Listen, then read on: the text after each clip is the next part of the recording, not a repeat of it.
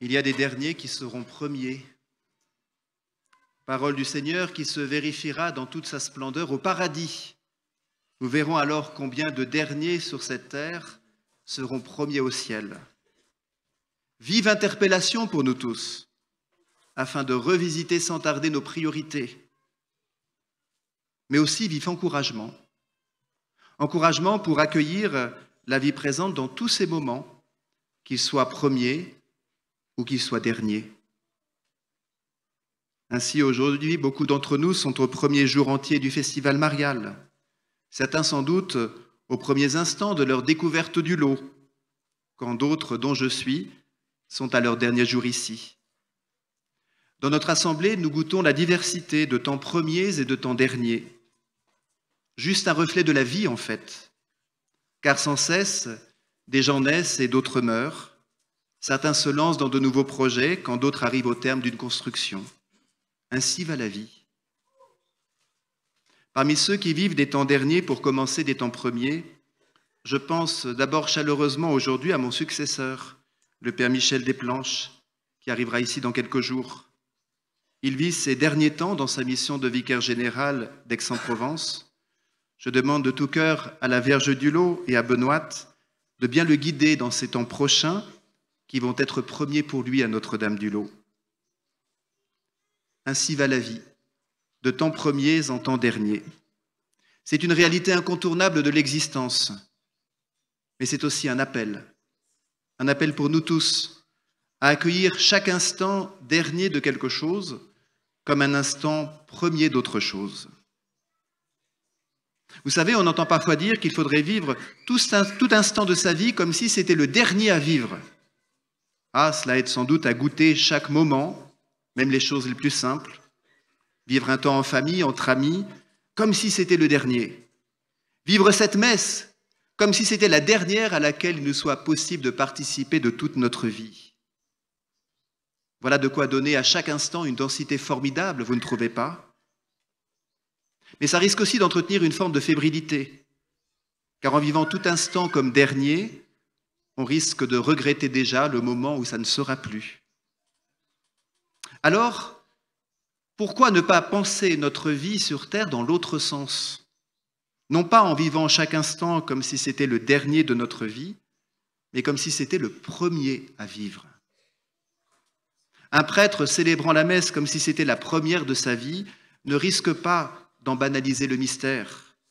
Des amoureux qui se disent « je t'aime » comme si c'était la première fois de leur vie entretiennent assurément la flamme brûlante de leur amour. Et ainsi, pour tout ce que nous faisons, accueillir et vivre chaque instant dans toute l'intensité d'un commencement. Plus de risque alors de se désoler de ce qui va s'achever, plus de temps perdu à déplorer que ce ne soit plus comme avant, juste un accueil de ce qui commence. Consentir à toujours commencer, c'est ce que nous fait chanter l'hymne pour la fête de Saint-Benoît, le saint patron de nos sœurs bénédictines du Sacré-Cœur de Montmartre. Consentir à toujours commencer. Non pas seulement faire son deuil de ce qui n'est plus, mais faire sa joie de ce qui commence, en y consentant à chaque fois, avec toute l'intensité qu'on peut mettre dans un consentement. Consentir à toujours commencer. C'est personnellement ce qui éclaire mon départ de ce lieu, comme ça pourrait éclairer ce qui s'achève peut-être actuellement dans vos vies personnelles. Tout ce qui s'est terminé pour vous ces derniers temps, ou qui risque d'arriver à son terme d'ici peu. Non pas nous accrocher à ce qui a été jusqu'alors, mais consentir à toujours commencer. Non pas nous désoler de ce qui est dernier, mais nous rendre disponibles à ce qui est premier, à ce qui est nouveau. Consentir à toujours commencer. Car le Seigneur nous appelle sans cesse à de nouveaux commencements. Au commencement, vous le savez, ce sont les premières paroles de la Bible. Au commencement, les premiers mots aussi de l'évangile de Saint Jean pour introduire au monde nouveau par l'avènement du Sauveur. Et ainsi, dans le Christ, toute vie est un commencement ininterrompu, comme une préparation au paradis, car ce qui nous attend là-haut, ce n'est pas le terme de notre vie, c'est plutôt un commencement permanent, source d'un émerveillement toujours nouveau. consentir à toujours commencer. C'est ce que je vous encourage à accueillir aujourd'hui, où que vous en soyez dans votre vie. Consentir à toujours commencer. Je me demande d'ailleurs si ce n'est pas un peu cela, la porte dont Jésus nous parle aujourd'hui. Efforcez-vous d'entrer par la porte étroite, dit-il. Quand on a accumulé des choses dans la vie, on est bien chargé. Le passage par la porte étroite risque d'être difficile. Alors que quand on commence, on a les mains vides, sans sac sur les épaules, on peut plus facilement passer par la porte étroite. Ainsi, pour répondre au Seigneur avec un cœur léger, il faut consentir à toujours commencer, afin de ne pas se charger de ce que l'on a accumulé ou de ce que l'on pense avoir réussi.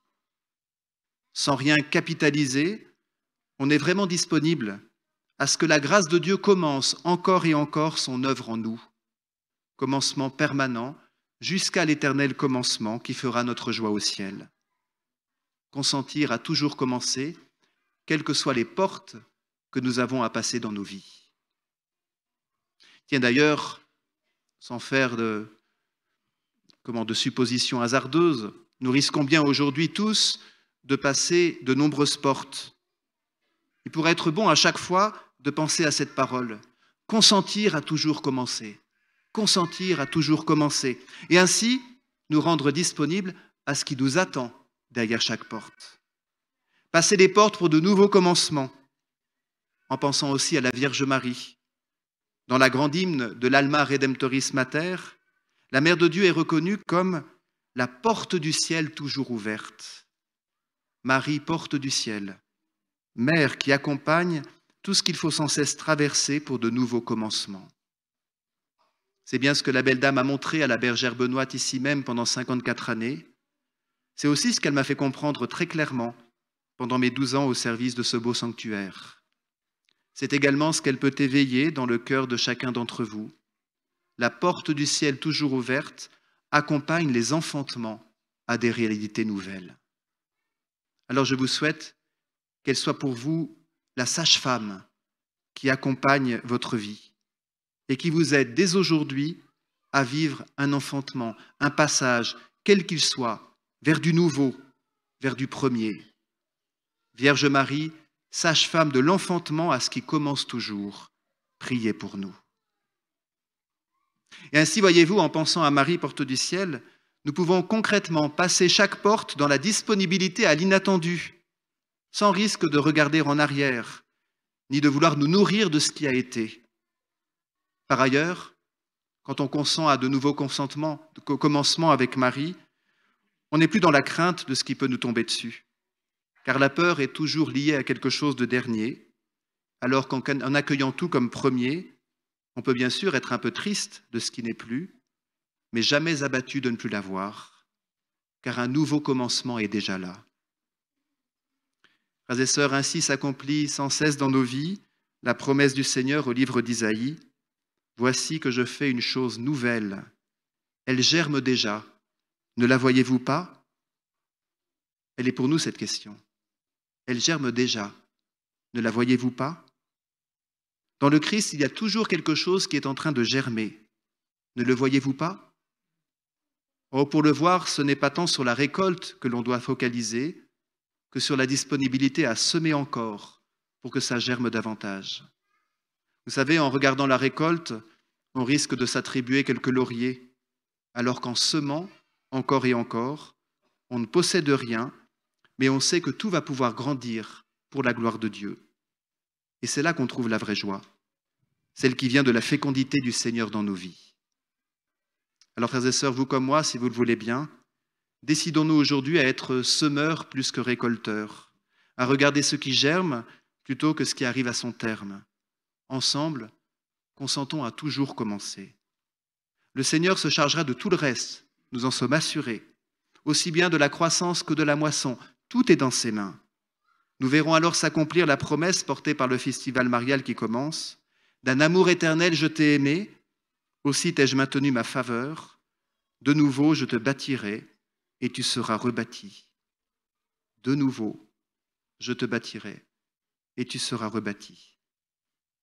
Je vous souhaite donc à tous de très beaux commencements pour sans cesse être rebâti.